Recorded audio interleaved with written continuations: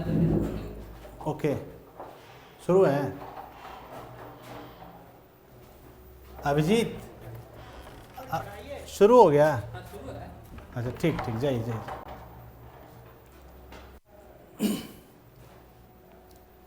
Today we start a new topic, new economic policy, economic reforms. Economic reforms होता क्या है? पहले miss जो कमी है अर्थव्यवस्था में वर्तमान समय में, उसमें क्या करना? सुधार करना, ये इकोनॉमिक रिफॉर्म्स कहलाता है। तो इसमें न्यू इकोनॉमिक पॉलिसी आई, जिसे NEP भी आप कह सकते हैं, न्यू इकोनॉमिक पॉलिसी। यहाँ ये देखना, इकोनॉमिक रिफॉर्म्स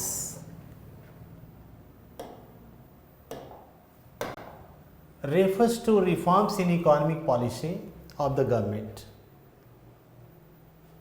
यानी सरकार की जो नीतियां हैं, इकोनॉमिक पॉलिसी, उनमें चेंजेस लाना, रिफॉर्म्स करना, through which economic activities in the economy are coordinated, guided and controlled. इससे कि क्या हो, इकोनॉमिक जो है, इकोनॉमिक कोऑर्डिनेट हो, उसको गाइड किया जा सके और इसे कंट्रोल भी किया जा सके, सो that the economy moves in the direction decided by the government. इससे क्या हो कि हमारी इकोनॉमी एक ऐसे डायरेक्शन में जाए जो कि गवर्नमेंट डिसाइड करती है। Means to improve the economic activities, to improve the economic output, to improve the economic performance. Whatever the policy chalked out is called economic reforms. Ever since independence, आज़ादी से, we have followed many policies, programs. हमारी सरकार ने बहुत सारी नीतियां बनाई और उनके उद्देश्य यही थे कि regulating the economy to achieve the socialistic pattern of society, जिसमें कि समाजवादी व्यवस्था पर आधारित इकोनॉमिक डेवलपमेंट हो देश का,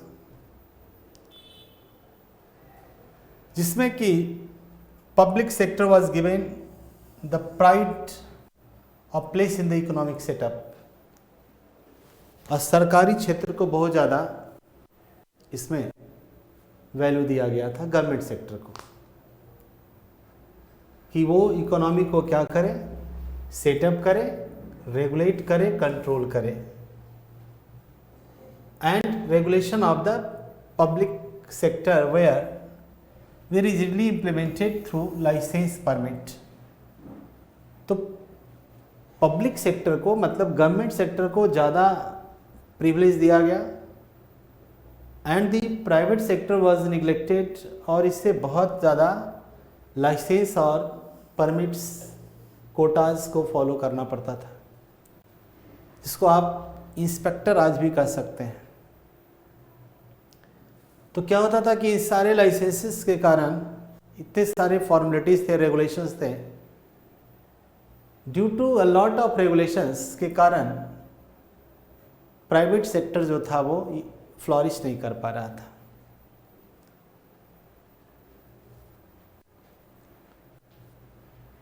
अब देखेंगे, however all these policy measures over the 3 decades, तो लगभग हम लोग, हमारे देश में 3 दशकों तक के, 51 से 81 के बीच में, चूँकि हमारा जो नियोजन काल है, यानी प्लान पीरियड 51 से शुरू होता है, in the mode of 5 year plan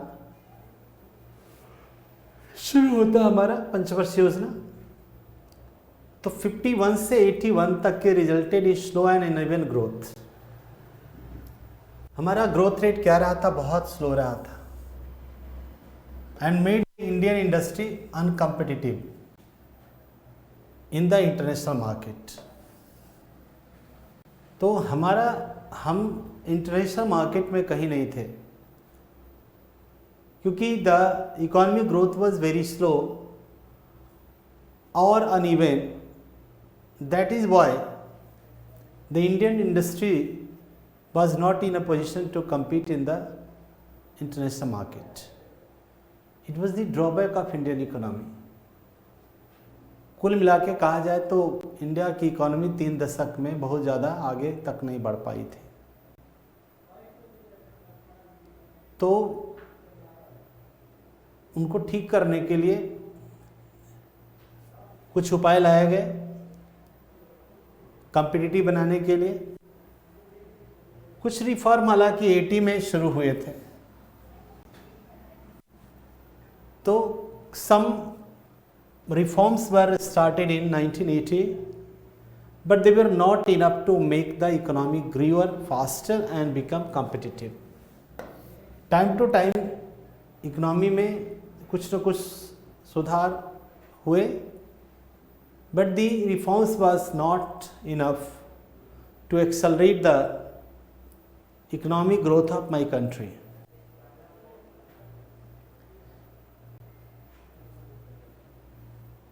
तो 80 के दशक में लिए गए थे कुछ स्टेप्स, लेकिन हमारी इकोनॉमी फास्ट गति से नहीं आगे बढ़ पाई। तो कुल मिलाकर के अभी भी देश की इकोनॉमी 80 तक के इंडिया की इकोनॉमी का जो ग्रोथ रेट था वो दैट वाज नॉट सेटिस्फैक्टरी। सो इन 1991 में कॉम्प्रिहेंसिव चेंजेस, बहुत बड़ी बदलाव की बात, मतलब हल्की फुल्की नहीं, एक लार्ज यानी बिग पुश थ्योरी यहाँ पे गवर्नमेंट ने big push theory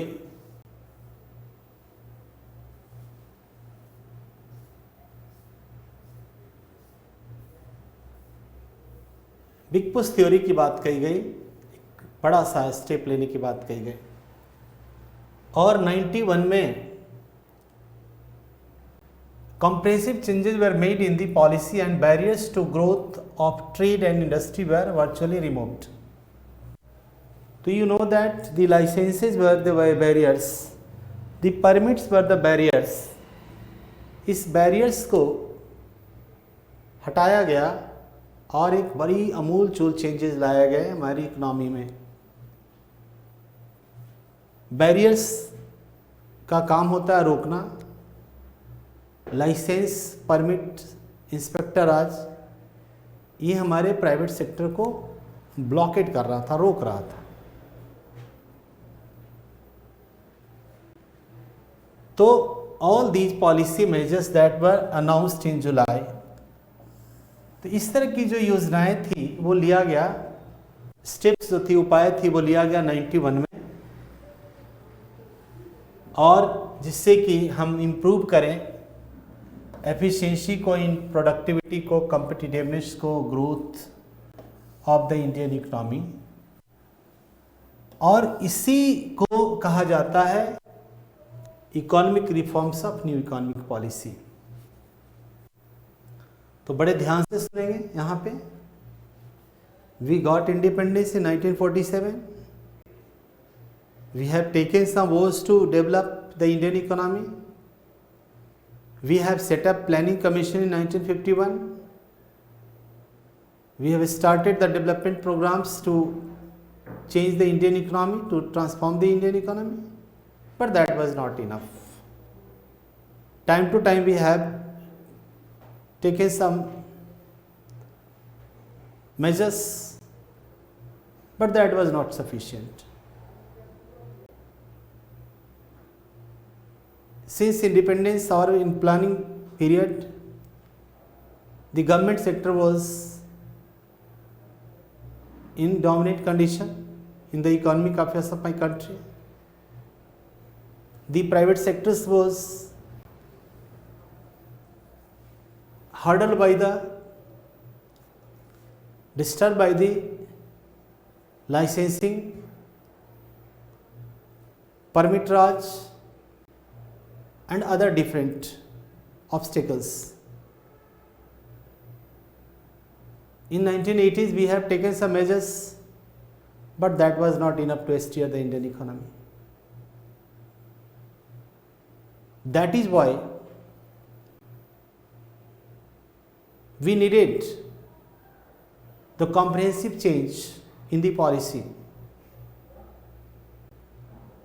to promote the private sectors and to push the Indian economy in the right direction. That is why in 1991 the policy of economic reforms was adopted. You know, in 1991 the Indian economy was in a very poor condition. Our forex was almost nil. The inflation rate was also high. Overall, the Indian economy was on the brink of bankruptcy. On that moment, the comprehensive steps and measures was needed of the time. That is why this policy was adopted in 91 in July month. And in this process, Mr. Manmohan Singh played a very central role. He became the finance minister. P.V. Narasimha Rao was the prime minister, and both had made policy Ram Hanuman model, जो कि आगे बढ़ा, and that was very supportive, that became very successful to eliminate the problems of our economy. Next,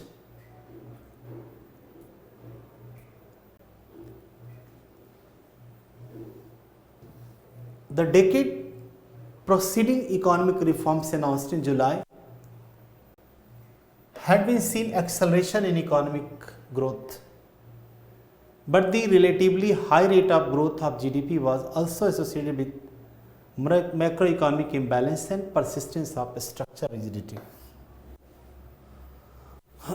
91 में जब economic growth बहुत ज़्यादा दिखाई दिया, was also associated with, तो ये मैक्रो इकोनॉमी के साथ एसोसिएट था. इम्बैलेंसेस भी आए हमारे इकोनॉमी में, असंतुलन आया. Large and growing fiscal deficit. Fiscal deficit क्या होता है? जिसको हम राजकोषीय घाटे कहते हैं. फिस्कल डेफिसिट मीन्स कि गवर्नमेंट के the difference between the governments revenue and government expenditure, सरकार के जो खर्च और आय के बीच जो गैप होता है, अगर सरकार के खर्च अधिक हैं और इनकम कम है, तो जो गैप जो जितना नहीं आ पाता है, जितना का गैप होता है, that is called fiscal deficit, जिसे राजकोषीय घाटे कहते हैं. एग्जाम्पल के तौर पे मान लो सरकार ने 100 करोड़ रुपए खर्च किया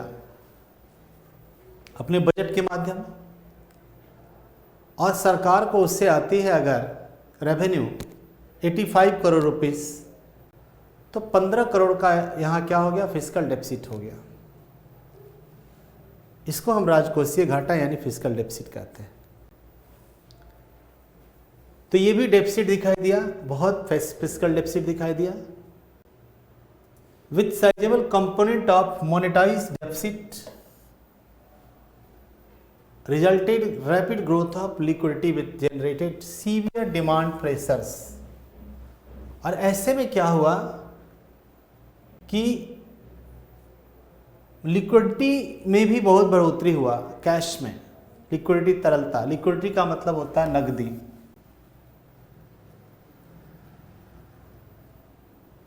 मार्केट में मनी का वॉल्यूम क्या हो गया? बढ़ गया. तो निश्चित रूप से नियम होता है कि यदि लिक्विडिटी मार्केट में अधिक हो जाती है, it increases the purchasing power. तो ये क्या करता है, परचेजिंग पावर को बढ़ा देता है। When the purchasing power in the economy increases, the people will increase demand in the market। तो एक बट नेचुरल है कि लोग का इनकम बढ़ेगा, परचेजिंग पावर बढ़ेगा, तो लोगों का जो डिमांडिंग कैपेसिटी है वो मार्केट में बढ़ जाती है। तो एक डिमांड प्रेशर बढ़ा, that accelerated the pace of inflation and current account deficit in the balance of payment। दो तीन बात, मेरा लास्ट के क्लास में मैंने बताया है बैलेंस ऑफ पेमेंट के बारे में, क्या होता है बीओपी, करंट अकाउंट डेफिसिट क्या होता है। देखिए कितना एक दूसरे से वो इंटीग्रेटेड है वो। When we adopted the economic reforms in 1991, तो इकोनॉमिक ग्रोथ हमारी बढ़ी, निश्चित रूप से बढ़ी इकोनॉमिक ग्रोथ, जीडीपी बढ़ी, पर दे रहा कि बहुत सारे इम्बैलेंसेस आए, इकोनॉमी में असंतुलन आया। अब क्या क्या असंतुलन है, जैसे large and growing fiscal deficit, fiscal deficit में बढ़ोतरी आई। नेक्स्ट है मोनेटाइज्ड, इकोनॉमी में मोनेटाइज्ड हुआ, मतलब लिक्विडिटी बढ़ी, मॉनेटरी हमारे यहाँ ज़्यादा छपने लगी, और जब मनी का फ्लो मार्केट में ज़्यादा हुआ तो लोगों की परचेजिंग पावर बढ़ी, purchasing power led to increase in demand, और जब डिमांड भी बढ़ी तो you will find the accelerated the pace of inflation, मुद्रास्फीति बढ़ी। अब आप पूछे कि सर मुद्रास्फीति क्या होता है, आपके सवाल, मनी इन्फ्लेशन क्या होता है, लिक्विडिटी क्या होता है। लिक्विडिटी का मतलब होता है कि कोई भी चीज़ जिसके माध्यम से हम कोई चीज़ को गेन करते हैं।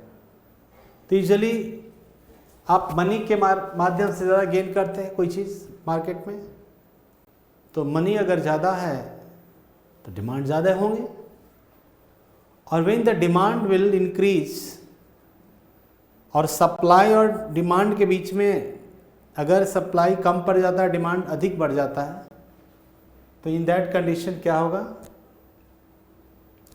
इन्फ्लेशन बढ़ जाएगा। इन्फ्लेशन का मतलब होता है प्राइस राइजिंग, कीमतों का अधिक बढ़ना, और कीमत अधिक बढ़ेगा। And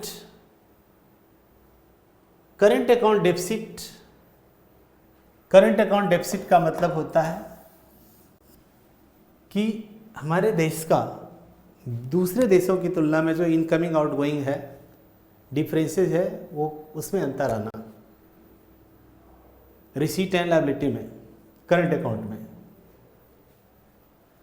the country was faced with the risk of default on external debt, और the situation called for strong stabilization measures. तो देश जो था वो बहुत ही मुश्किल में था दैट टाइम, बहुत सारी देश पर कर्ज हो गए थे।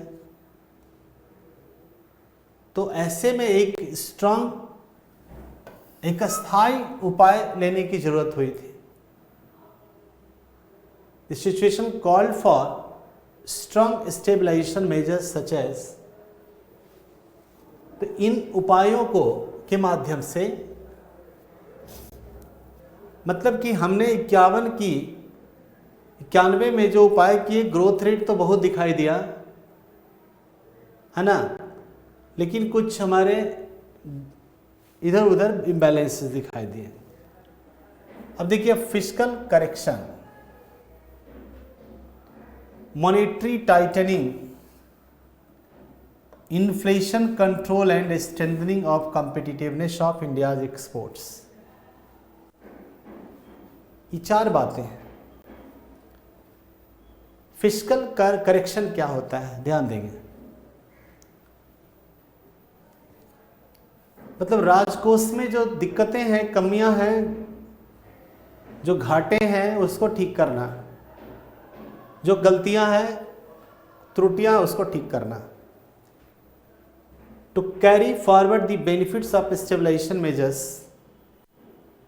On an enduring basis, long term issues of structure rigidity and impediment to growth has also been.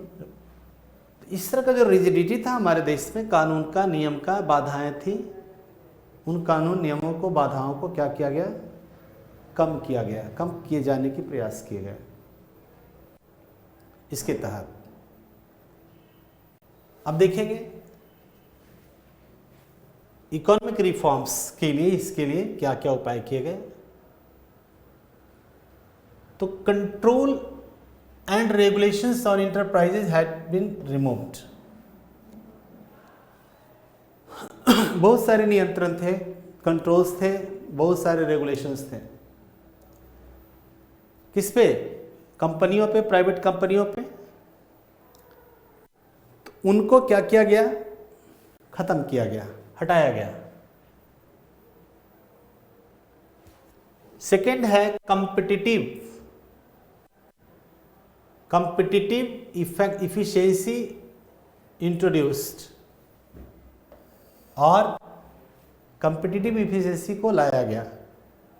मतलब कि जो इफिशिएंसी हम इंटरनेशनल मार्केट में प्ले कर सकते हैं, इसके माध्यम से।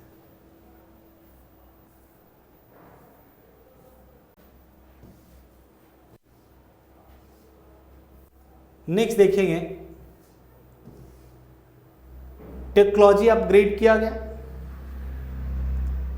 तो ये मेंस के लिए ये सब चीज जरूरी है, मेंस में देखना है आपको।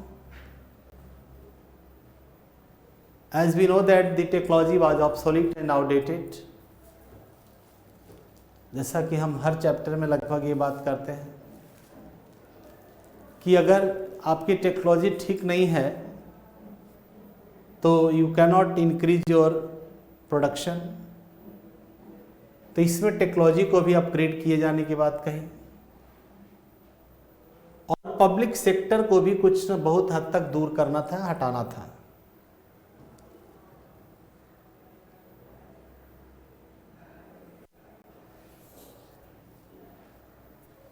It is this background that the government of India formulated. इसी बैकग्राउंड पे सरकार ने क्या किया, अपने नई इकोनॉमिक पॉलिसी को लागू किया। और इस नई इकोनॉमिक पॉलिसी में दो प्रकार के प्रोग्राम, दो कंपोनेंट्स थे। मतलब कि जो न्यू इकोनॉमिक पॉलिसी 91 की बनी, उसके अंदर दो पॉलिसीज को आगे बढ़ाया गया।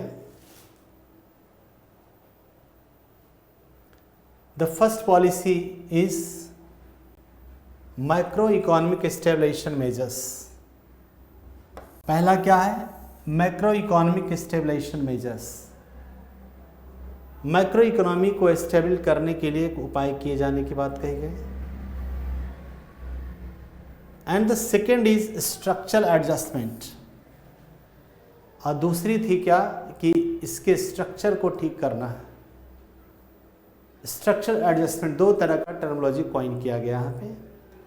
एक macro economic stabilisation measures and the another is structural adjustment. अब ये क्या होता है जरा गौर करेंगे। फर्स्ट देखेंगे स्टेबलाइजेशन।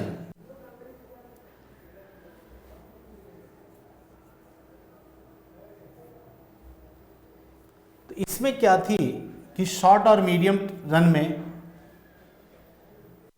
स्टेबलाइजेशन के अंदर क्या क्या ठीक करने थे। पहला था हाई इन्फ्लेशन, दूसरा लो कैपेसिटी यूटिलाइजेशन, और तीसरा था current account deficit in balance of payments. पहला हाई इन्फ्लेशन क्या होता है, कैसे inflation, how inflation damage the economy. In the last video, previous video, you will see to which extent inflation can damage the economy. I am not telling that inflation is always bad or inflation should be eliminated. We know that inflation is mandatory for the required for the growth of economy. If there is no inflation, the economy is not in a well-to-do condition. So we need inflation. It serves the economy,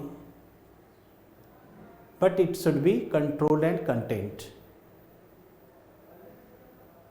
Controlled and contained means the rate of inflation should be for the Indian economy 3 to 5% is the very ideal figure in which you will find everything is in a well conditions. But when this inflation increase and cross the upper limit 7%, 8%, 9%, 10%. So this inflation is bad for the economy. Here, at this point, inflation is not eliminated, but inflation should be controlled. So the high inflation was also damaging the Indian economy. So the government has planned to control inflation to some limited or appreciable dose. Second, low capacity utilization and current account deficit in balance of payment. और balance of payment में जो capital account deficit है उनको भी control करने की बात कही गई। अब देखते हैं ये सब प्रॉब्लम होता कैसे है, इन्फ्लेशन या ये सब कैसे होता है। तो इकोनॉमिक्स में है ये चीज कि यदि आपका फॉल्टी मॉनेटरी सिस्टम है, पॉलिसी है या फिस्कल पॉलिसी, जिसको हम बजटरी पॉलिसी कहते हैं, अगर मॉनेटरी पॉलिसी में दिक्कतें हैं या फिस्कल पॉलिसीज में दिक्कतें हैं, तो ऐसे में ये सब दिक्कतें होती हैं। If the monetary policy is faulty, there will be always apprehension of price rising और high rate of inflation. Fiscal policy में भी अगर दिक्कतें हैं, राजकोषीय नीति में, तो भी ये सब प्रॉब्लम्स होते हैं। तो यहाँ पे कहा गया कि tighter monetary policy and fiscal restraint में be used to overcome these problems. तो इन सब को समाधान करने के लिए, जैसे करंट अकाउंट डेफिसिट को ठीक करने के लिए या इन्फ्लेशन को ठीक करने के लिए, टाइटर मॉनेटरी पॉलिसी को आप अडॉप्ट कर सकते हैं।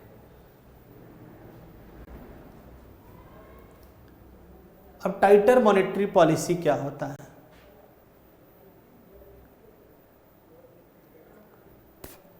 टाइटर मॉनेटरी पॉलिसी को जानने के लिए हमें थोड़े से बैंक रिलेटेड रेट्स को समझना होगा। इंटरेस्ट रेट को, जैसे आप CRR के बारे में जानते होंगे, रेपो रेट के बारे में जानते होंगे, रिवर्स रेपो रेट के बारे में जानते होंगे, SLR, ये सब रेट्स हैं। These are the rates of the RBI. अब सपोज कीजिए, मान लेते हैं कि यदि, हाँ तो पहले रेट को समझना है। पहला रेट है, एक रेट मान लो कि CRR, इसे हम नकद आरक्षण अनुपात कहते हैं। ये क्या है कि हमारे देश के RBI में there is a provision in the charter of RBI, there is a provision that every scheduled commercial bank has to keep a certain percentage of total deposits of NDTL in the form of liquid assets with the RBI. This is called cash reserve ratio.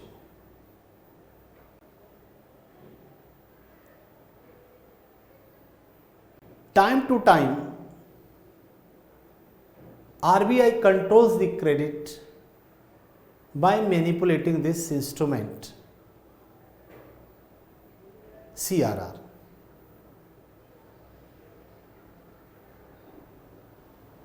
Repo rate is the rate at which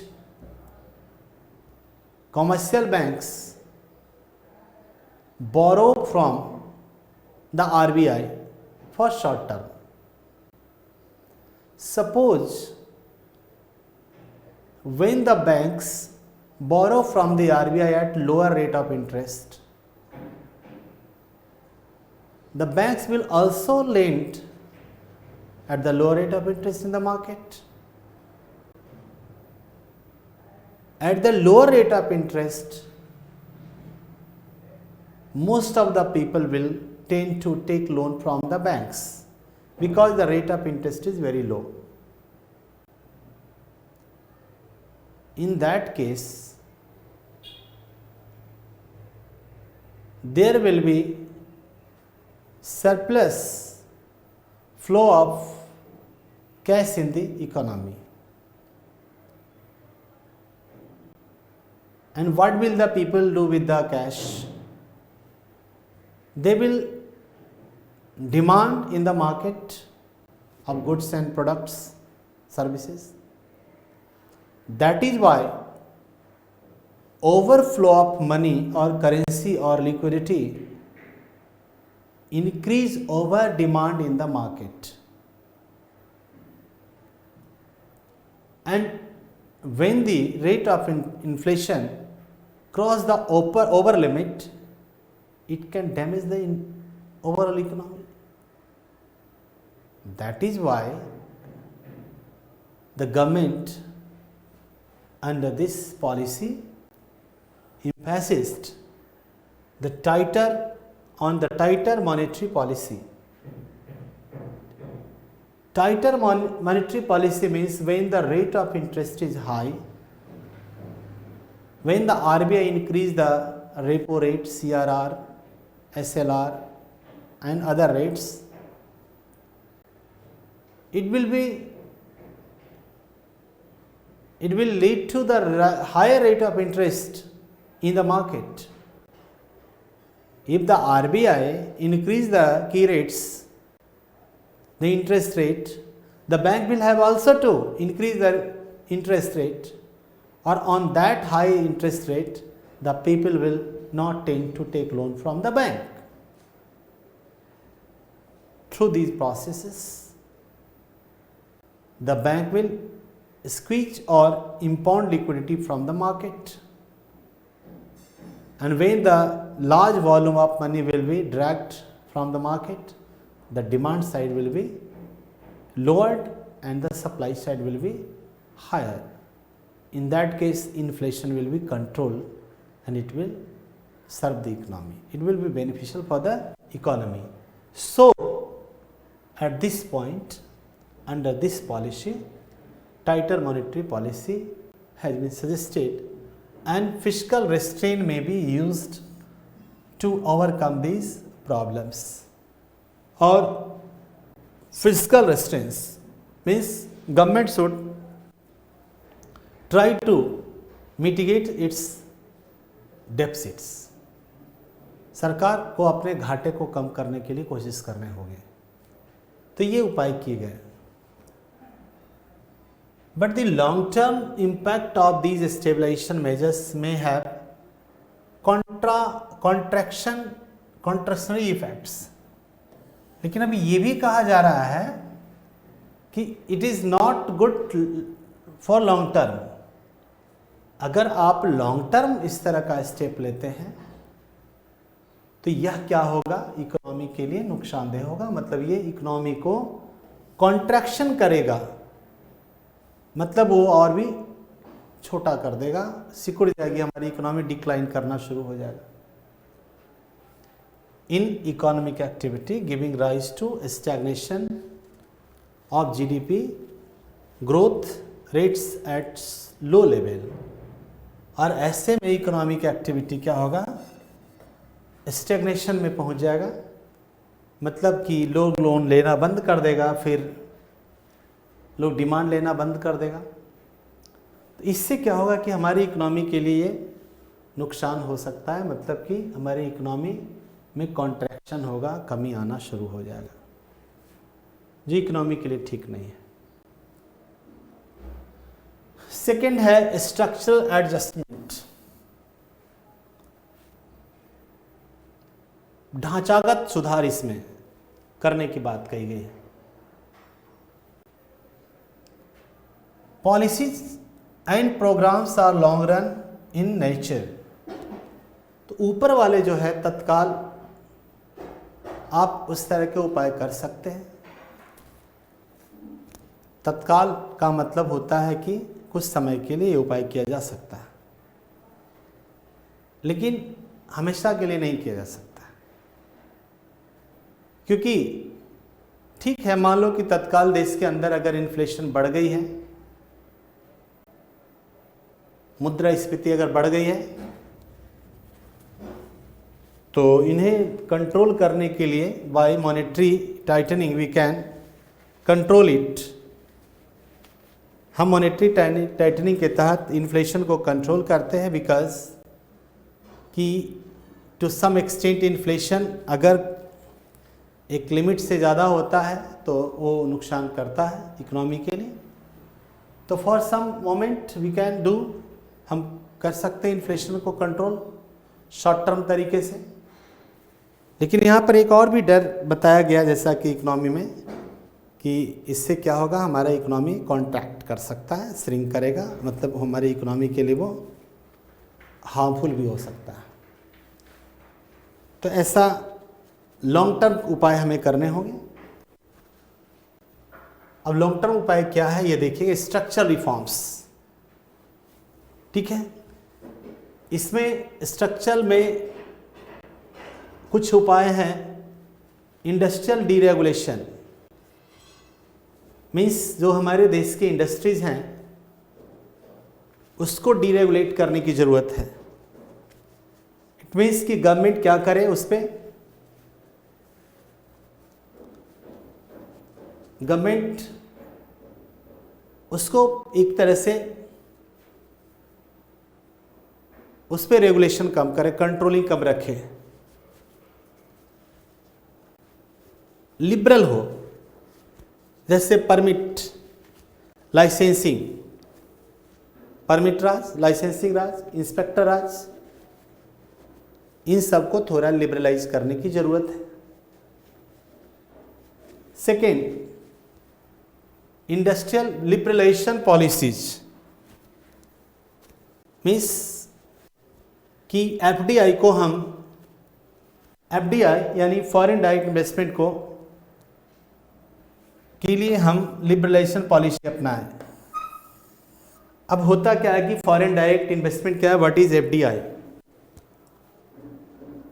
clear है. तो first of all we know there are two types of foreign investment. The one is direct investment and the another is indirect investment, known as FDI and FII. FII,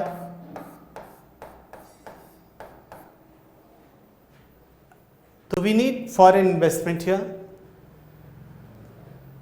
इसको invest करने के लिए हमारे देश में सरकार को क्या चाहिए कि उसमें लिबरलाइजेशन पॉलिसी को अपना लिबरल हो, so that the foreign will come to my country invest in the Indian economy. तो ये पॉलिसी।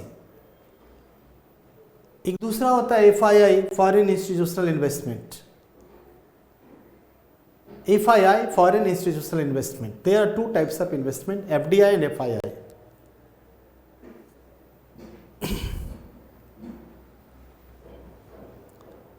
नेक्स्ट है पब्लिक इंटरप्राइज रिफॉर्म्स। जो सरकारी कंपनियां हमारे देश में, उनमें भी सुधार लाने की जरूरत है। ये स्ट्रक्चरल रिफॉर्म्स के तहत आएंगे।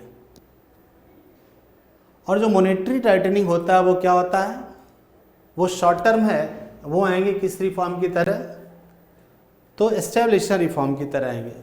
दिया हुआ है, ये जानना है, एस्टेब्लिशन पॉलिसी मेजर्स। और ये स्ट्रक्चरल मेजर्स में क्या आ रहे हैं, इंडस्ट्रियल डीरेगुलेशन करना है, liberalisation policy relating to foreign direct investment, public enterprises reforms करने हैं, और रिफॉर्म्स ऑफ टैक्सेशन सिस्टम। और टैक्स सिस्टम में क्या करना है, सुधार करना है।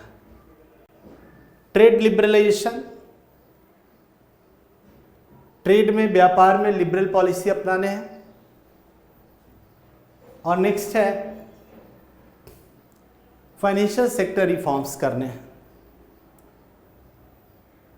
इसका उद्देश्य है कि रिस्ट्रक्चर द इकोनॉमिक सिस्टम को फिर से रिस्ट्रक्चर करना। नेक्स्ट,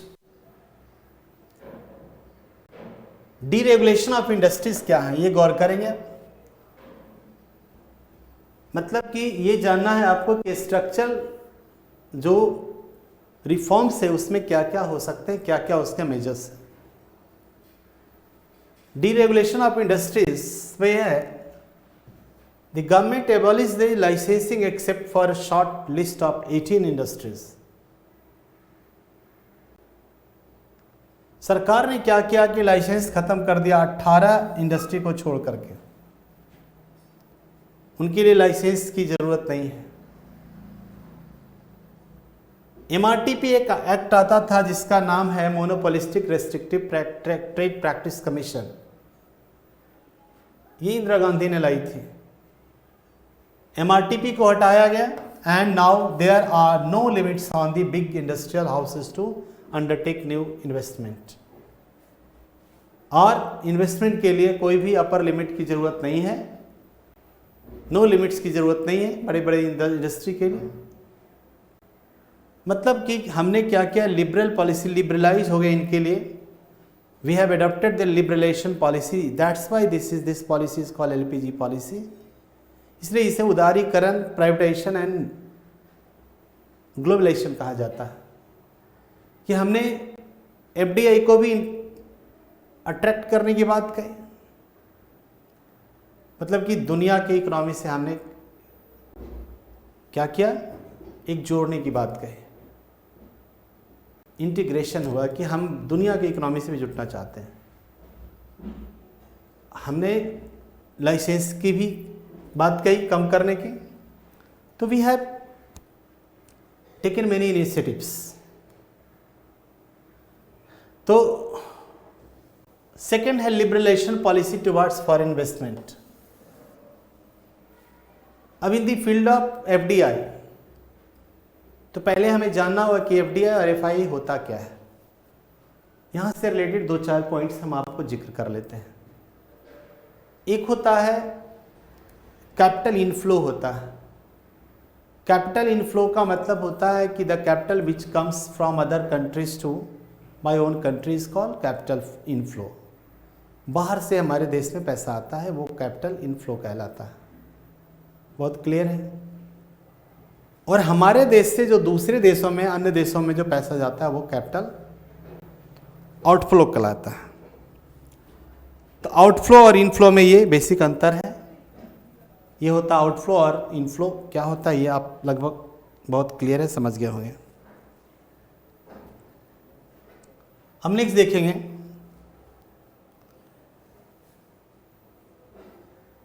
अब एफडीआई और एफआईआई में भी थोड़ा अंतर है। Foreign direct investment FDI, any foreign investors invest in my country infrastructure like building construction। जैसे मान लो कि जापान गवर्नमेंट के द्वारा बुलेट ट्रेन हमारे देश में बनाए जा रहे हैं, बट उसका बुलेट ट्रेन का प्रोजेक्ट चल रहा है। तो ये जापान का क्या है, एफडीआई है, फॉरेन डायरेक्ट इन्वेस्टमेंट है। This is good for the economy, for the developing economy, because developing economy have resources but not capital, and in lack of monetary capital or physical capital it cannot develop। तो ऐसे में अगर कोई दूसरे देश से हम कैपिटल मंगा करके और अपने देश का अगर विकास चाहते हैं तो कर सकता है। तो हमने एफडीआई में भी क्या किया, लिबरल पॉलिसी को अपनाया, लिबरलाइज किया एफडीआई को। दूसरा इन्वेस्टमेंट होता है एफआईआई, फॉरेन इंस्टीट्यूशनल इन्वेस्टमेंट, यानी if any foreign investors he or she invest in the unreal sector like share market or bank financial institutions, this is called portfolio investment or foreign institutional investment। In the both investment the FDI is more favorable or better than the FII in a developing country, because FII is very flighty or very uncertain, but the FDI is static and it is stagnant। That is why we have, or our government has liberalized towards the foreign investment। The new policy has laid down that automatic approval will be granted for foreign equity capital up to 51% in 34 selected high priority and high technology sector। इसमें सरकार ने कि अगर कुछ एक 34 जो selected areas हैं, priority areas जहाँ की सरकार की प्रायोरिटी है, वहाँ पे इन्वेस्टमेंट आप 51% तक करने के लिए कोई भी अप्रूवल की ज़रूरत नहीं है। ये रियली एक बड़ी स्टेप है सरकार का, एक बहुत बड़ी स्टेप है, शानदार स्टेप है कि कोई ज़रूरत नहीं है अप्रूवल लेने का। इन प्रायोरिटी सेक्टर में जो भी प्रायोरिटी सेक्टर सरकार के हैं उनमें करने के लिए सरकार को 51% तक के वो चाहे तो अपना इन्वेस्टमेंट कर सकता है। 51% high priority and high technology sectors में। The limit of foreign investment has been raised, और इनमें कुछ सेक्टर्स में तो हमने 74% and many cases up to 70% equity capital हमने, मतलब इतना का निवेश कोई फॉरेन इन्वेस्टमेंट कर सकता है। मीन्स कि it is a very bold step by the government and very drastic step by the government, liberalization policy towards the foreign investment। मतलब for the foreign investors we have become a liberal and very favorable destination for the big players, international players। They should come to India and invest in the Indian economy। Third है reduce of role of public sector, और यहाँ पे public sector के role को कम किया गया। Public sector के role को क्या किया गया, कम किया गया। Under the new develop economic policy the sphere of operations of the public sector has been severely curtailed from 29 industry reserved for the public sector। Its operation has been reduced to only 4 sectors। अब 4 sector तक रह गए। सही है, मतलब public sector से क्या होने लगा, प्राइवेट सेक्टर की तरफ बढ़ने लगा। यानी this very process is called the process of privatisation. इसी को प्राइवेटाइजेशन भी कहा जाने लगा। अब ये क्या होने लगा? प्राइवेटाइजेशन होने लगा पब्लिक सेक्टर का। Under the new economic policy the sphere of, अब यहाँ पे देखें, disinvestment by government in this public sector is being done to open up this industry to competition that is so necessary for efficiency and development। अब यहाँ देखिएगा disinvestment by government sector ने क्या किया? गवर्नमेंट सेक्टर ने disinvest करना शुरू किया। डिसइन्वेस्टमेंट क्या होता है ये गौर करेंगे। Disinvestment means this is just opposite to investment. एक समय था गवर्नमेंट ने इन्वेस्ट किया था इन कंपनियों में, शेयर खरीदा था, पूंजी लगाया था। अब एक टाइम ऐसा आ रहा है कि गवर्नमेंट वहाँ से अपने पूंजी को बेच करके बाहर निकलना चाह रही है, मतलब कि वो किसी हैंड को ट्रांसफ़र कर रही है अपना शेयर। तो इस प्रोसेस में भी पब्लिक सेक्टर का क्या होने लगा? डिसइन्वेस्टमेंट। यानी आप ये कह सकते हैं कि व्हाट वर द, तो इसमें क्या स्ट्रक्चरल रिफॉर्म्स में क्या क्या बदलाव है, क्या क्या इसके अंदर आता है? इंडस्ट्रियल डीरेगुलेशन करेंगे, लिबरलाइजेशन पॉलिसी ऑफ एफडीआई करेंगे, पब्लिक इंटरप्राइज रिफॉर्म्स करेंगे, reforms of taxation system, trade liberalisation and financial sector reforms. Clear है? अब नेक्स्ट देखेंगे हम लोग प्राइवेटाइजेशन। क्या है आगे? प्राइवेटाइजेशन मतलब होता है निजीकरण। प्राइवेटाइजेशन मीन्स निजीकरण।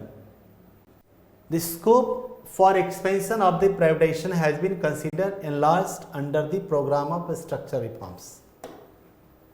अब जो देखेंगे प्राइवेटाइजेशन का जो स्कोप हुआ has been considered enlarged under the programme of structure reforms. इसमें किया गया, प्राइवेटाइजेशन को बढ़ाया गया। Rules regarding collaboration of domestic private sector enterprises with foreign, और ये बनाया गया कि अब हमारे देश के कंपनियां, प्राइवेट कंपनियां और विदेशों की जो कंपनियां हैं साथ में रह करके, जैसे टाटा AIG बाहर की AIG कंपनी है और टाटा है कंपनी, इंश्योरेंस सेक्टर में काम कर रहा है। तो टाटा मैक्स भी है, टाटा भी है, मैक्स भी है, तो हेल्थ के सेक्टर में भी काम कर रहा है। तो यहाँ कहा गया कि नहीं, उनको अगर लाएं और मिल करके वो जॉइंट वेंचर करके हमारे देश में वो अपना व्यापार करें, कंपनियां लगाएं, ट्रेड करें। तो ये था प्राइवेटाइजेशन की प्रक्रिया। अब देखेंगे liberalisation of trade policy. Trade policy में भी लिबरलाइजेशन हुआ। In trade policy area major structural reforms, इसमें भी क्या देखिएगा, एक बड़े स्ट्रक्चरल रिफॉर्म्स दिखाई दे रहे हैं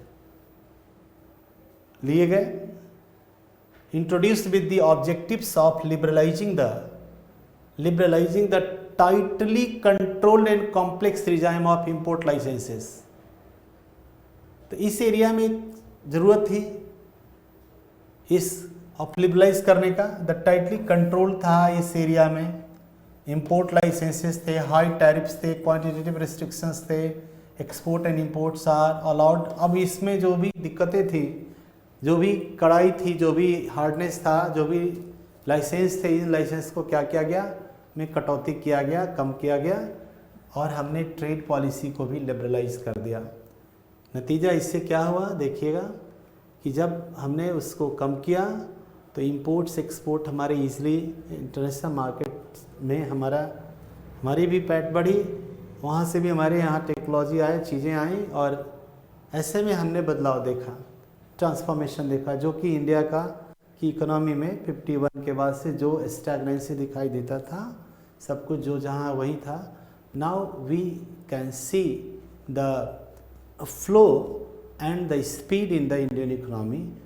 इसके बाद मतलब कि लोग ने क्या, तो लोग तो हमारे देश में आना चाहते थे, बट हमारे देश में बहुत सारे हर्डल्स थे and they had to cross. It was very tough, it was bite a bullet. In a phrase, English phrase, to enter and to do business in India before 91 was a bite a bullet. ये बहुत tough work था, but it has become easy for the foreign investors after the adoption of LPG policy, और इस policy में हमने वो सारे चीज़ किए जिससे कि उन्हें अब हमारे देश में चाहे वो इंडिविजुअल या जॉइंट वेंचर में अपनी कंपनी, अपनी फैक्ट्री, अपनी जो एंटिटी अगर वो लगाना चाहते हैं तो उन्हें कोई रेस्ट्रिक्शंस या बहुत कम रेस्ट्रिक्शंस और बहुत कम लाइसेंस के साथ we have liberalise all the policies for them. अब देखिएगा नेक्स्ट, तो नेक्स्ट है फाइनेंशियल सेक्टर रिफॉर्म्स। यहाँ पे हमने क्या सुधार किया, तो देखिएगा नरसिम्हा कमेटी की रिपोर्ट के आधार पे फाइनेंशियल सिस्टम में government and reserve bank of India has taken many initiatives. तो बहुत सारे हमने उपाय भी लिए, इनके माध्यम से भी हमने बहुत सारे उपाय लिए। आरबीआई ने बहुत सारे उपाय लिए, बहुत सारी नई नई पॉलिसीज़ बनाई गई और आज उन पॉलिसी के बल पे हमारी इकोनॉमी ठीक चल रही है। तो नेक्स्ट देखेंगे उसके बाद, तो इस सेक्टर में भी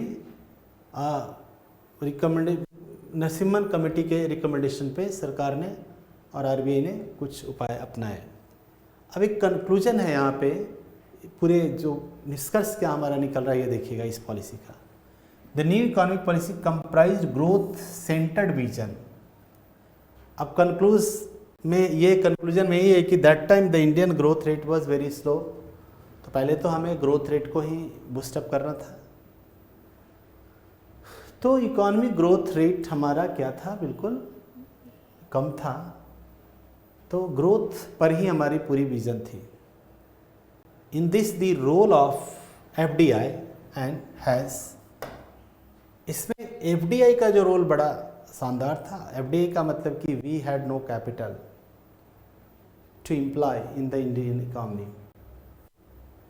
हमारे पास कैपिटल की कमी थी, तो हमने एफडीआई को मंगा लिया। भाई चलो फॉरेन इन्वेस्टर्स आएगा और हमारे देश में इन्वेस्टमेंट करेगा। तो ये एक बड़ा क्रूशियल रहा, crucial even at the price of unfavourable terms. हाँ, टर्म्स थोड़े अनफेवरेबल भी रहे, फिर भी मेरे लिए बहुत ये क्या रहा, निर्णायक रहा, बहुत अहम रहा, बहुत ठीक रहा।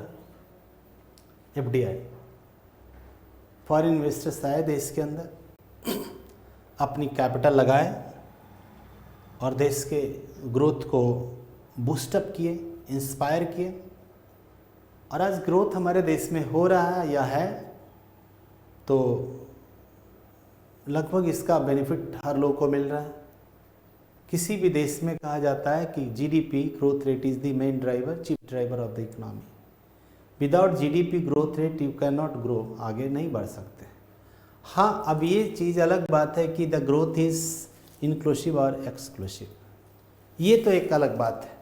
पर ग्रोथ तो हुआ ना देश के अंदर, अब उसको बंटवारा कैसे होगा, डिस्ट्रीब्यूशन कैसे होगा, इसके लिए गवर्नमेंट को अपने इंटरनल पॉलिसी को बनाना है। Dismantling of controls and regulation, हमने अपने मार्केट को, अगर हम अपने को अगर कम्पिटिटिव मार्केट नहीं बनाना चाहते तो नहीं करना पड़ता। लेकिन जब हमने कंट्रोल और रेगुलेशंस जो थे, हमारे लाइसेंसिंग राज थे, उनको हटाना पड़ा।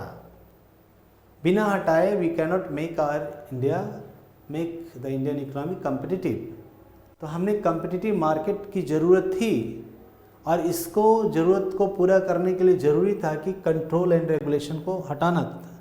अगर लाइसेंसिंग रहता, इंस्पेक्टर राज रहता, the for investor will not be motivated to invest in our country, और ऐसे में हमारा आर्थिक विकास, तरक्की थी, वो नहीं होता। तो इसलिए that's why we have to dismantle the controls and regulations. हमने उन रेगुलेशंस को हटाए, गिराए, and by the after the dismantling of controls and credit and regulations, the many multinational companies motivated to invest in our economy, and they came here, invest here, and they contributed to the Indian economy, and the growth rate is also, अब देखिएगा, but in a country where a third of population is, क्योंकि लेकिन ये जरूरी था, लेकिन एक बात है कि हमारे देश में हर तीसरा व्यक्ति यानी 33% लोग लगभग इल फेड हैं, खाना अच्छा नहीं मिलता है, अच्छा कपड़ा नहीं मिलता है। Where poverty is in the starkest form is not much practical.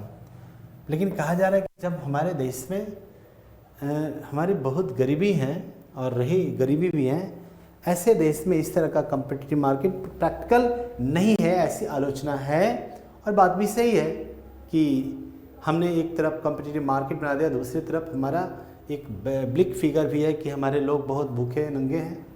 That is why our agency should be aware of. तो ऐसे में क्या होना है, ज़रूरी होता है कि जो हमारी एजेंसीज हैं, जो हमारे जो सिस्टम्स हैं, उन्हें should be aware of how to protect in interest of the common man. तो there is a bigger challenge. The first challenge was solved, or to some extent it is solved by the adoption of the LPG policy। तो हमने कर लिया, हमने एक India को competitive market के रास्ते पर बनने पे आकर खड़ा किया। बट इसी इंडिया में एक मेजर दूसरी साइड ये भी है, पहलू है कि चूँकि एक साइड में ऐसे लोग हैं जो कि बहुत बड़ी संख्या में लोग वेल फेड हैं, इल फेड हैं, इल क्लैड हैं, मतलब अच्छी कपड़ा नहीं है, अच्छा खाना नहीं है। They are compelled to live a very poor life, poverty life, बहुत गरीबी हालात में है। That is why our agency should। तब कहा जा रहा है कि हमें सरकार को ध्यान रखना होगा, जो हमारे देश की सरकारें हैं, जो डिपार्टमेंट्स हैं, उनको ध्यान रखना होगा to protect the interest of the common man। क्योंकि one side the common men are also standing there with a very scarce resources। That is why it is the duty of the government or the government agency to protect the interest of the common man। Banking sector should be more socially responsive in this। For this purpose, it is the banks which have to play the very crucial role। If the bank plays very crucial role, it becomes socially responsive and efficient। Only then the fruits of new economic policy will be enjoyed by the masses of our country। तो अब यहाँ पर यही है कि we must be socially aware and responsive and sensitive to eliminate the problems of the common people and to protect the interest of the common people। Only then कि निश्चित रूप से we have moved many kilometers, many miles ahead in the age of liberalization due to the liberal policy। but ये ना हो कि हमें 33% लोग, लगभग एक बड़ी मासेस में लोग कहीं बाईपास ना हो इन ग्रोथ से। दैट इज़ वाई हमारे जो लोग हैं, पॉलिसी मेकर्स हैं, they should be aware to provide benefits to those people who are isolated, who are compelled to live very scarce life, who are bypassed। So we have to integrate them with the development program of my country। ये इसमें role अदा करना है हमारे देश के agency, departments और सरकार को। अब देखेंगे नेक्स्ट है, उसके बाद आया है फिर एक सेकंड जनरेशन रिफॉर्म्स, यानी द्वितीय पीढ़ी का सुधार। ये क्या है? The economic reforms initiated in 1991। सही बात है, अभी उसकी चर्चा हम लोग कर रहे थे। इस पीरियड को कहा जाता है फर्स्ट जनरेशन रिफॉर्म, माने पहली पीढ़ी की सुधार कहा जाता है। अब इसमें जो टारगेट दिए गए थे एनईपी में 91 में हैज़ बीन गेन से, हमने बहुत हद तक जो टारगेट था उसको लगभग हमने गेन किया। जो भी टारगेट थी 91 की न्यू इकोनॉमिक पॉलिसी में जो टारगेट दिए गए थे, लगभग बहुत हद तक हमने उसको गेन किया। Growth rate has been reasonably achieved. Growth rate को भी बहुत हद तक अचीव किया गया, बिकॉज दैट जीडीपी का जो भी 7%, 8%, 9%, 5%, जो भी ग्रोथ रेट जो इसमें रखा गया था, we have gain the growth rate. Fiscal deficit भी हमारे देश के कम हुए इस बीच में, नैरोड। ये सारी चीज़ लगभग हमारे लिए पॉजिटिव रहे। But some further steps should be taken to speed up development, employment generation and poverty alteration. अब देखिएगा, ये बहुत चीज़ हमने हुआ। We have marched many miles ahead but there is some deficiencies अभी भी हैं. Whatever we have initiated in the 1991, we have achieved, and that was they are very satisfactorily. But we have to go another extra miles to eliminate the problem of, to speed up the development, to speed up more and more development and create employment generation, because on this front we are still not in a satisfactory condition. So we have to increase employment opportunities and have to do how to eliminate poverty. These are the major problems today. आज भी ये problems है हमारे देश का, तो ये जरूरी है.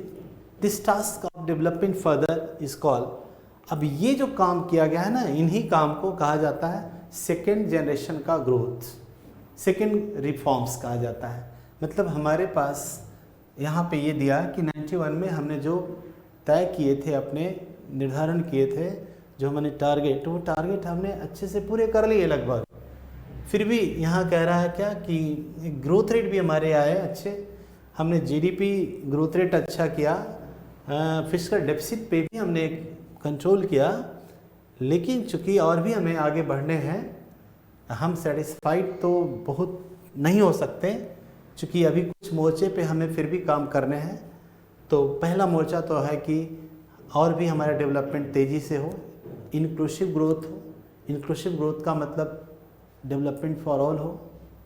डेवलपमेंट तो हुआ देश का, पर एक्सक्लूसिव हुआ है, बहुत सेगमेंट को नहीं हुआ, तो हमें उनको भी इनमें शामिल करना होगा, इंक्लूड करना होगा. नेक्स्ट है एम्प्लॉयमेंट जनरेशन भी करने होंगे. एम्प्लॉयमेंट और भी बढ़ाइए, गरीबी बढ़ाइए, ये दूर कीजिए. तो ये जो टास्क है ना, इस टास्क को एक नाम दिया, इनको दूर करने के जो प्रयास हुए हैं ना, इन प्रयासों को एक नाम दिया गया कि हम अब दूसरी पीढ़ी का क्या करते हैं, इकोनॉमिक रिफॉर्म्स करते हैं. क्लियर है? इसके अंदर में भी कुछ कुछ बातें कही गई हैं, ध्यान देंगे. पहला है सोशल सेक्टर रिफॉर्म्स, सामाजिक सेक्टर में reforms, such as reforms in education and health sectors. इसको सोशल सेक्टर्स कहा जाता है. शिक्षा और स्वास्थ्य एक बड़ा प्राइमरी सेक्टर है, बड़ा बेसिक बात है सोसाइटी को आगे बढ़ाने के लिए. Without sound health and better education the society can not flourish. That's why हमने तो जो करना था करा, लेकिन अब हमें ध्यान देना है कि हमारा एजुकेशन कैसे हम एक क्वालिटेटिव एजुकेशन अपने लोगों को दें और लोगों को हेल्थ फैसिलिटी भी प्रोवाइड करें, सो दैट कि वो देश के एक अच्छे नागरिक, मतलब कि एक स्वस्थ नागरिक, और देश के लिए वो एक प्रोडक्टिव नागरिक बने. क्योंकि अभी उस तरह का जो चीज़ें हैं वो बहुत लोग अभी उन क्वालिटेटिव एजुकेशन से और हेल्थ फैसिलिटी से अभी भी वो क्या है, डिप्राइव्ड हैं, वंचित हैं. नेक्स्ट है to curtail deficit, fiscal deficit to 3% of the GDP. हाँ, निश्चित रूप से जो हमने सेट किया, फिस्कल डेफिसिट को हमने कंट्रोल किया, लेकिन अब उसको कंट्रोल करके 3% से कम जीडीपी के दायरे से 3% को कम करना है. इसको फिस्कल डेफिसिट हमारा कम हो, जीडीपी का 3 है ना, लगभग इतना से नीचे आना चाहिए. घाटे तो होना चाहिए बजट में, लेकिन वो घाटे का जो वो है, गैप है, वो धीरे धीरे कम होने चाहिए. नेक्स्ट है achieving zero revenue deficit. Since independence, we have in our budget we have seen every year our deficits are shown. in fiscal deficit भी दिखाया जाता है, हर बजट में रेवेन्यू डेफिसिट भी दिखाया जाता है. तो रेवेन्यू डेफिसिट में बिल्कुल क्या होना चाहिए, कमी होना चाहिए, बल्कि और सरप्लस होना चाहिए ऐसे तो नियम था. लेकिन फिलहाल अभी जीरो भी हो जाए, मतलब आय और व्यय अगर बराबर भी हो जाए तो भी ठीक है, ये भी एक अचीवमेंट होगा. नेक्स्ट है bringing down and ultimately abolishing all subsidies. और जितने भी सब्सिडीज़ हैं हमारे, जैसे बहुत सारी चीज़ों पे सब्सिडी मिलता है, डीजल पे सब्सिडी मिलता है, पहले किरोसिन पे सब्सिडी मिलता था, अनाज पे सब्सिडी मिलता है, एलपीजी पे सब्सिडी मिलता था. तो धीरे धीरे ये गवर्नमेंट की पॉलिसी है कि हम सेल्फ रिलायंट हो जाएं, मतलब कि हम सब्सिडी पे धीरे धीरे कम करें, और कम करें या बिल्कुल भी ख़त्म कर दें किसी किसी चीज़ पे सब्सिडी, क्योंकि लगातार जो सब्सिडी होता है it becomes burden for the nation, और ये ठीक नहीं होता है। तो धीरे धीरे कम करें या बिल्कुल किसी चीज़ों पे हटा दें। वाइडनिंग टैक्स बेस, और दूसरा है इसके आगे पॉलिसी है कि हम टैक्स बेस को ज़्यादा से ज़्यादा, ऐसे लोग जो टैक्स अभी नहीं दे पाते हैं, जिनकी इनकम है उस लायक पर वो टैक्स नहीं दे पाते हैं, तो उनको भी इस टैक्स के दायरे में लाना है। यानी वो ज़्यादा से ज़्यादा टैक्स आप गवर्नमेंट का आएगा, रेवेन्यू आएगा, तो ज़्यादा से ज़्यादा हम क्या करेंगे, ये इस पे खर्च करेंगे। किस पे खर्च करेंगे? सोशल सेक्टर पे खर्च करेंगे। कभी अभी क्या होता है, हमारा एजुकेशन पे हमारा जीडीपी का बहुत कम परसेंट हम खर्च कर पाते हैं, हेल्थ पे कम खर्च, क्योंकि गवर्नमेंट के पास ऐसा फंड नहीं हो पाता है। तो यहाँ से हम फंड लेंगे, जनरेट करेंगे, और इस फंड को ट्रांसफ़र करेंगे, इन्वेस्ट करेंगे कहाँ? एजुकेशन पे या हेल्थ सेक्टर पे। नेक्स्ट पॉइंट है तो वाइडनिंग टैक्स बेस को। आज हमारे देश में टैक्सेशन सिस्टम में भी बहुत सुधार हुआ, जीएसटी के रूप में। तो जीएसटी के रूप में गवर्नमेंट के टैक्स में इजाफा हुआ है, और भी ऐसे सेक्टर में हम लोग टैक्स इम्पोजिशन की बात हमारे देश में है, और भी डायरेक्ट टैक्स के ऊपर में भी हम डायरेक्ट टैक्स का भी बर्डनिंग बढ़ाए, सो दैट कि गवर्नमेंट के पास ज़्यादा से ज़्यादा रेवेन्यू आए, और इस रेवेन्यू को फिर गवर्नमेंट क्या करे? सोशल सेक्टर पे खर्च करे। Next, encouraging further capital by opening up more areas for investment. और भी हम करें capital, further capital by opening, और कुछ ऐसे सेक्टर्स में, जैसे मान लो कि आज के डेट में एग्रीकल्चर सेक्टर में एफडीआई की बात चल रही है, अभी नहीं है, तो हो सकता है कि हम वहाँ पे भी एफडीआई की को अलाउ करें कि भाई कोई foreign investor they want to invest in the agriculture sector, they must come here. तो by this process we can increase the agriculture productivity, new technology will be introduced there, new seeds will be, fertilizer will be, और other different new type के जो technology होंगे, procedures होंगे, they will be applied there in agriculture sector, and and the agriculture sector will be also grown in India। तो इस तरह से हम उनको भी ये करेंगे, प्रमोट करेंगे। और रिफॉर्मिंग लेबर लॉ, और हमारे देश में जो लेबर लॉ है उसको में भी सुधार की जो गुंजाइश है, वो उसमें भी इम्प्रूवमेंट की बात है। क्लियर है? तो we have discuss the topic the economic reforms. तो आप बहुत अच्छे से समझ गए। एक बार फिर से हम इस पूरे चैप्टर को रिवीजन कर लेते हैं 2-5 मिनट में। तो हमने यहाँ पे देखा इकोनॉमिक रिफॉर्म्स की, क्यों इकोनॉमिक रिफॉर्म, इकोनॉमिक एक्टिविटी को इम्प्रूव करने के लिए इकोनॉमिक रिफॉर्म्स की बात आती है। इसमें आपने देखा कि 2 तरह का मेजर्स लिया गया है। आगे देखते हैं रिफॉर्म्स में 2 तरह का हमने मेजर्स लिया है। एक मैक्रो इकोनॉमिक स्टेबलाइजेशन लिया और दूसरा स्ट्रक्चरल। तो मैक्रो इकोनॉमिक स्टेबलाइजेशन के मतलब देखें कि आपका इन्फ्लेशन वगैरह पे कंट्रोल करने की बात आई, और स्ट्रक्चरल का मतलब हो गया कि पूरे के पूरे स्ट्रक्चर में चेंज लाने की बात आई है, पूरे इसके अंदर। तो ये सारे पॉइंट्स आप पीटी के लिए आपके लिए इंपॉर्टेंट होगा। आपसे पूछेगा कि रिफॉर्म्स ऑफ टैक्सेशन सिस्टम जो है न्यू इकोनॉमिक पॉलिसी में या किस भाग में है, स्ट्रक्चर में है या फिर वो उसके अंदर में है, मैक्रो इकोनॉमिक में। तो आप स्ट्रक्चर के बारे में बताएंगे, ये देख लेंगे। उसके बाद जो हम लोग फाइनली जो हम लोग देखे सेकेंड जनरेशन में देखे कि सेकेंड जनरेशन में ये बताता है, एक्सेप्ट करता है कि इस इकोनॉमी रिफॉर्म ने, पहले इकोनॉमिक रिफॉर्म ने अपने उद्देश्य को पूरा किया, but that is not enough for the overall growth and development. अभी और भी हमें आगे चलना है, जिसमें we have to increase speed up development, employment generation and poverty के लिए। और उनमें जो ये उपाय किया गया है, ये सारी चीज़ यहाँ रहे 5-6-7 कंपोनेंट्स हैं। इन 6-7 कंपोनेंट्स को अच्छे से आप देख लेंगे और you will do better in the examinations. Thank you.